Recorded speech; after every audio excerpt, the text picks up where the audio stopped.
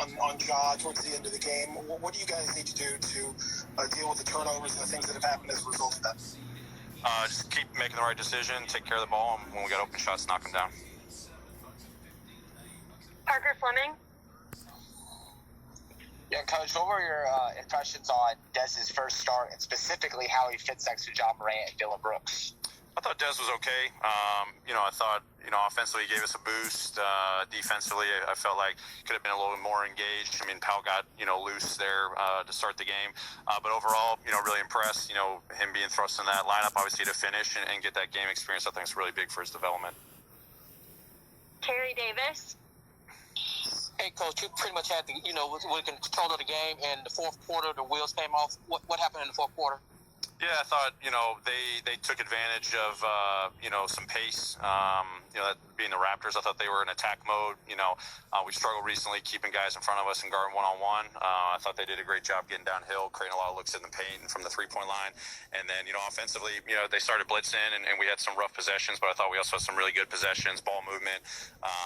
We just got to get a little bit better connected on our passes. And then when we're, open, we had a lot of great looks, didn't make the shots we needed to, down the stretch to keep the game close. Evan Barnes. Taylor, at this point, obviously defense is winning in San Antonio, but what do you think that's been the biggest change with how you guys are finishing compared to where things were in that 7-game winning streak you've had? Yeah, it's new ball games. I think it's new opportunities. I think teams have, scouted us a little bit differently, and we've regressed, defensively. It happens throughout the season. We just got to get back to it, keep working, keep finding ways to get better defensively. Then offensively, we're seeing a whole lot different, game plans, especially, late in games and, sometimes over the course of 48-minute games. So this is all great, development, learning for a young team. We just got to grow and get better from it. Mike Sadie.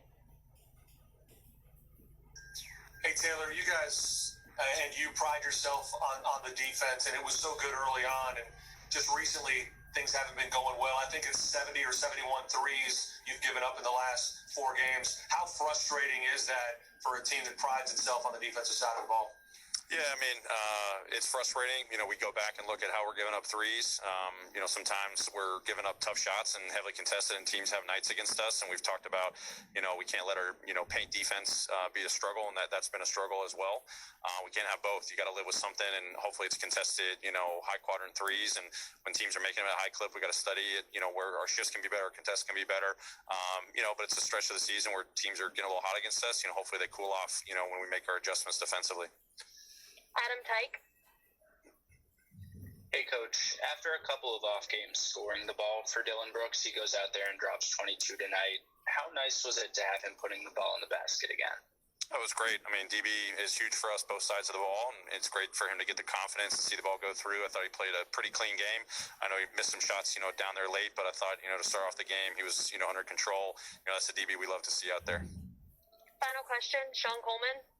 Coach, coming into the game, one of the weaknesses for the Raptors was letting teams get to the free throw line. A lot of aggressiveness from the starting lineup, but overall, really impressive game from the free throw line. Yet to be encouraged by that aspect of the offense. Yeah, we keep talking to our guys about playing with force. Obviously, it was great to see Ja get to the line a number of times, but our guys were, against an aggressive defense, you got to play aggressive as well. So our guys took advantage of that, and I'm glad they were rewarded. And, they were pretty successful at the free throw line tonight.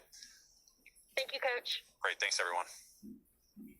That was Memphis Grizzlies head coach Taylor Jenkins following tonight's 128-113 loss to the Toronto Raptors. He was talking about the free throws, and the Grizzlies were attacking so well in the first half. Got a ton of free throw attempts in the first half. They were 21 of 22 from the line, only took 7 free throws in the second half, ended up 26 of 29 on free throws tonight. Instead, and it's not a direct correlation, but they go 1 of 12 from 3 in the fourth quarter. They had shot 56% from 3 in the first half. They were getting good looks, 9 of 19 from 3 in the first half. They end the night 13 of 39.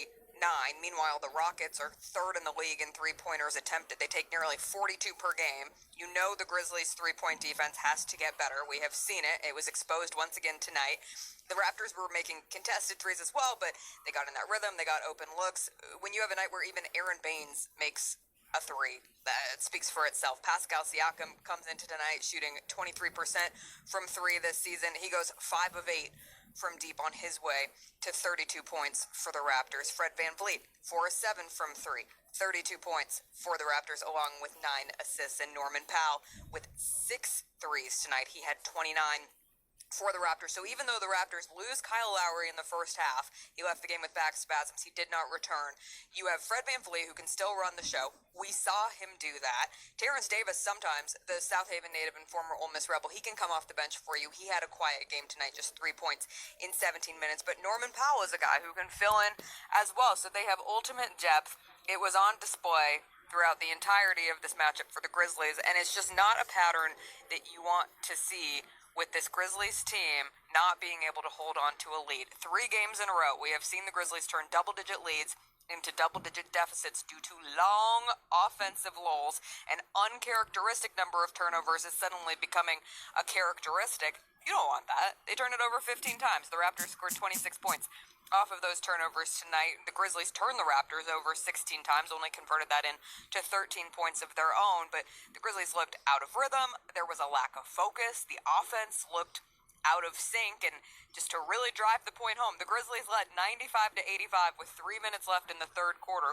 Then you have Nick Nurse getting tossed for his second technical with about 3 minutes left in the game, and the Raptors proceed to go 43-18 the rest of the way. Included in that, they ended the third quarter on an 11-2 run, extended that into a 19-2 run in the fourth quarter. We have seen the Grizzlies struggle with closing out quarters. It was about a 6-minute stretch with the starters on the bench. It was clear they needed to get Jonas Valanciunas back in this game. They needed to get John Morant back in this game, and by the time they got in, it might have been a little too late, but at the same time, they didn't step up and carry this team the rest of the way either. It was good to see a more aggressive John Morant from the jump tonight. It seemed like it had clicked that he has to do more.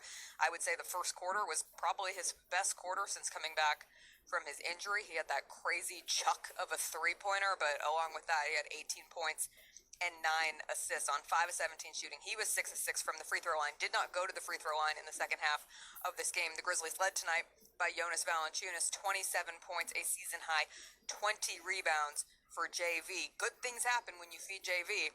You saw it when they did it. Dylan Brooks, 8 of 20 from the floor tonight for 22 points, 5 rebounds, 2 assists. Desmond Bane in his first career start.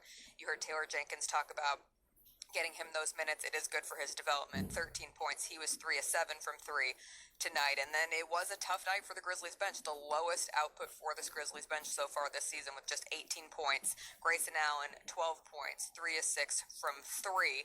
Xavier Tillman Sr., just 2 points, 2 rebounds, 2 assists. Tyus Jones, 1 of 6 from the field, 0 of 4 from 3. He had 4 points and 2 assists. Gorgie Jang, scoreless tonight, 2 rebounds. John Conchar, scoreless tonight as well. Grizzlies really missed Brandon Clark. Grizzlies really missed DeAnthony Belton, who is a good producer off the bench consistently. And you saw it tonight, and they still have 44 points in the paint.